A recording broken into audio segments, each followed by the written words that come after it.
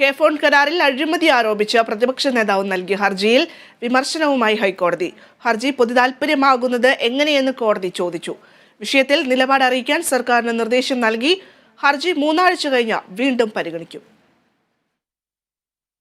Phone ടെൻഡറിൽ അപാകതകളുണ്ടെന്നും ഇതിൽ അന്വേഷണം വേണമെന്നുമാണ് VD. സതീശന്റെ ആവശ്യം. CAG റിപ്പോർട്ട് വരട്ടെ എന്ന ഹർജിയിൽ ഉണ്ടല്ലോ എന്നും അതിനുശേഷം പരിഗണിച്ചാൽ പോരെയെന്നും കോടതി ചോദിച്ചു. 2019 കരാർ ഇപ്പോഴാണ് ചോദ്യം ചെയ്യുന്നതെന്നും കോടതി ആരാഞ്ഞു. രേഖകൾ പരിശോധിച്ച് ഉചിതമായ തീരുമാനമെടുക്കാമെന്ന് കോടതി പറഞ്ഞു. പൊതു താൽപര്യമാണോ പബ്ലിസിറ്റി താൽപര്യമാണോ എന്ന് പരിശോധിക്കണമെന്നും കോടതി വ്യക്തമാക്കി.